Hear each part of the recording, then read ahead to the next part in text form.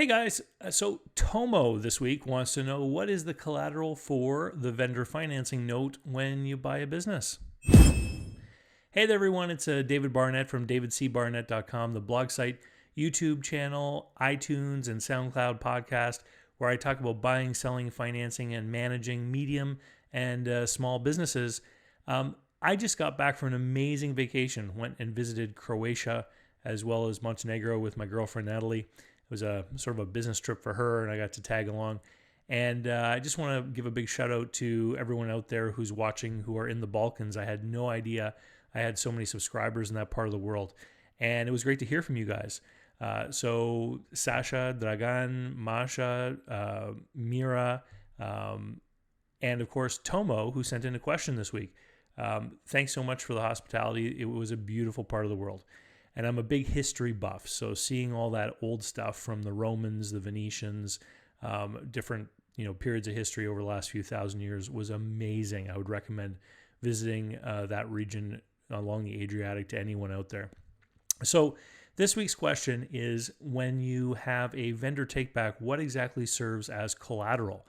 And it's a great question because, as Tomo pointed out in his question, a lot of the times sellers want some kind of hard collateral, like a building or equipment or something, to make sure that they ultimately get paid.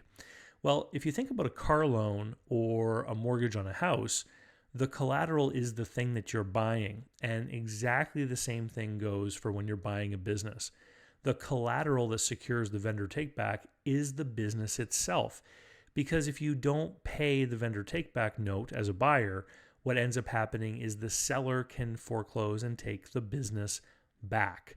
Now, why don't sellers want necessarily all the time to do that? It's because they're afraid maybe that you're going to wreck the business while you're running it, and that the value of the collateral is going to decline.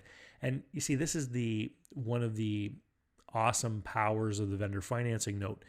Because the business is the collateral, and because the business has to be successful in order for the seller to receive all of their money, then that means the business seller actually has an interest in the success of the buyer. And so that person is going to make sure that they do a great job of training you when you buy the business, and that they're there to support you and help you, almost act like a mentor if you ever need it, through the life of a business owner until you've paid off the vendor takeback note. And so that's it, short and sweet. The normal collateral for a vendor finance note is the business itself. Anything else of value in the business is usually already being offered up as collateral to banks, if there are any banks involved in the financing. And personal assets such as homes, buyers oftentimes will own a house, let's say, but oftentimes those people are refinancing the house or getting a line of credit on the house in order to get the cash down payment on the business. So a lot of the times the buyers are pretty tapped out when it comes to purchasing, a small or medium-sized business, and there isn't much left anyway. And if the seller wants to get the deal done, and oftentimes they're basically forced to accept some sort of vendor financing simply because the buyers can't get all the money together, then they have to make sure that their collateral stays in good condition, which means being helpful to the buyer during the transition and afterwards.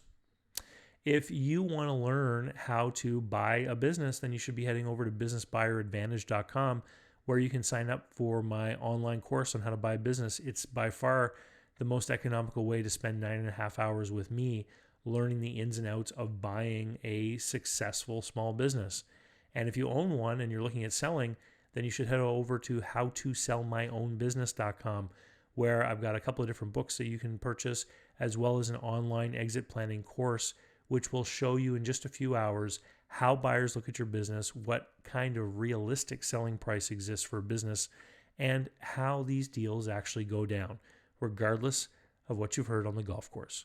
And with that, we'll see you later. If you haven't already, click the subscribe button so you don't miss any of these videos.